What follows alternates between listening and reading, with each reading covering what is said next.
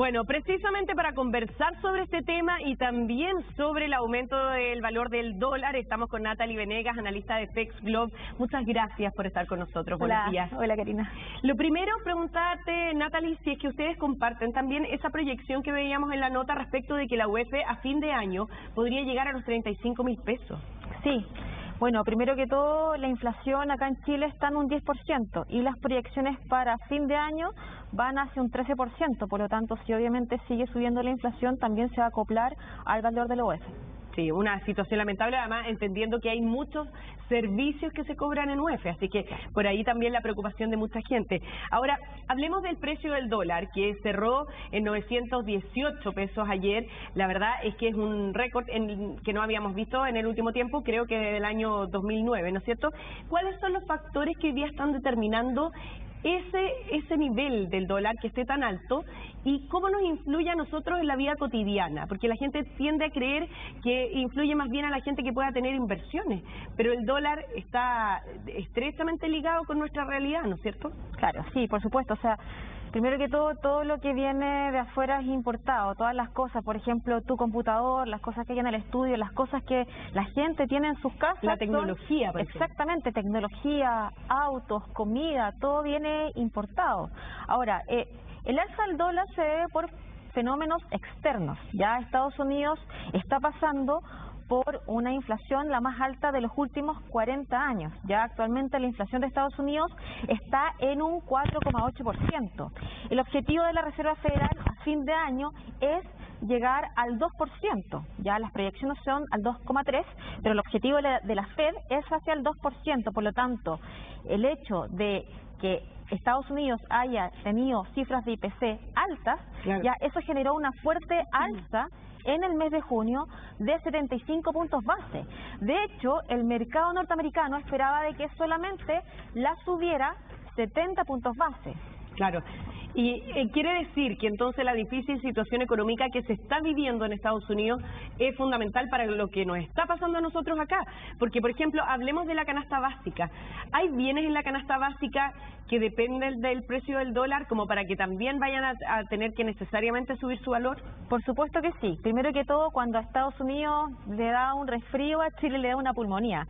Por lo tanto, todos los bienes de la canasta básica, por ejemplo la carne, nosotros importamos un 40% de carne, un 50% de trigo, por lo tanto eso ya de afuera viene caro. Y eso obviamente también incrementa el valor de la canasta básica. Y otro, por ejemplo, otro insumo que es fundamental y que ha sido muy comentado en el último tiempo por la guerra en Ucrania, el trigo, por ejemplo, también viene de afuera y sí, con el trigo nosotros, o sea, tenemos una dieta que está basada prácticamente en el trigo, ¿no? Sí, exactamente, o sea, el precio del trigo se ha incrementado desde febrero a la fecha un 24%. Y el hecho ya de que Chile importe el 50% de trigo, eso golpea a, bueno, obviamente al pan y a todos los derivados del trigo. Ahora, uno cree que Chile, por la geografía que tiene, ¿no es cierto?, y por los cultivos que existen, da abasto con la producción de frutas y verduras, pero también hay frutas y verduras que vienen muchas de afuera. Por ejemplo, pensemos en las paltas solamente, que es un elemento bastante importante en la dieta de los chilenos. Tratamos todos de consumir palta, es rico, estamos acostumbrados, hasta los completos, por decirlo de alguna manera, llevan palta en Chile, entonces es parte de nuestra dieta. Y ahí también hay tipos de palta que son un poquito más económicos, porque la palta Hass muchas veces está por las nubes, y esos vienen de afuera. Claro, o sea, piensa de que todo lo que venga de afuera y esté obviamente indexado en dólares, se va a encarecer. Ahora, ¿cuál es obviamente el problema? El problema es que, como esto viene por factores externos, la Reserva Federal todavía le quedan 4 reuniones de política monetaria, o sea, le queda una reunión en septiembre, le queda una reunión en octubre, en noviembre y en diciembre. Por lo tanto, las proyecciones del dot plot, que es un gráfico de puntos que maneja la Reserva Federal, es que aún siguen incrementos de tasa, ya, pero no como las de junio, sino que entre 50 y 70 puntos bases. Por lo tanto, las subidas podrían ser más graduales que como venían antes. O sea, eso es tremendamente revelador, ¿no es cierto? Que estemos preocupados de la economía de Estados Unidos también para saber cómo vamos a andar nosotros acá.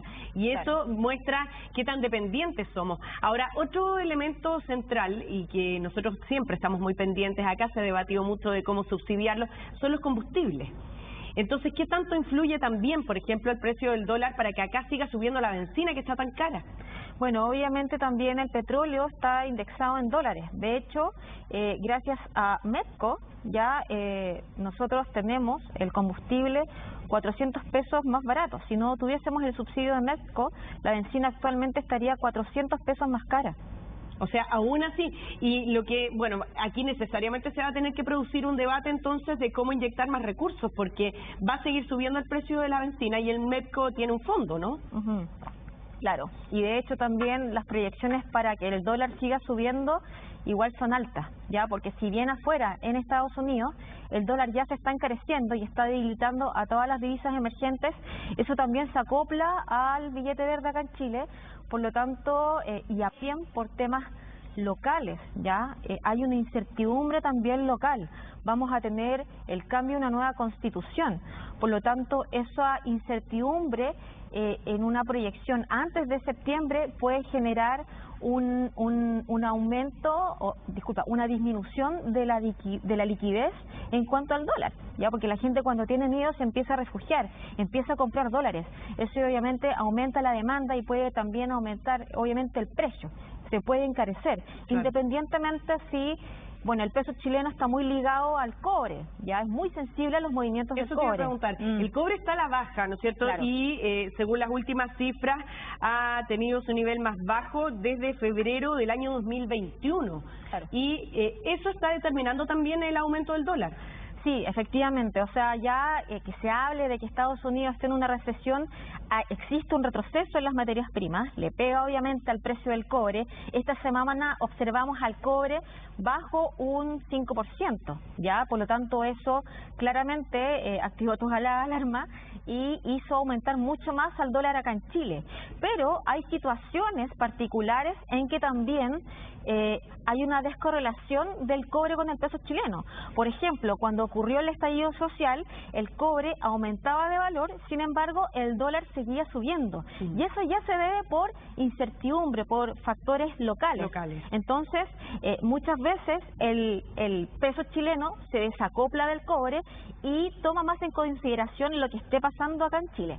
Ahora, Natalie, estábamos hablando de cuánto puede subir el valor de la canasta básica, porque los bienes que le integran, muchos de ellos son importados, ¿no es cierto? Hablábamos del combustible, hablábamos de la tecnología, hablábamos de alimentación.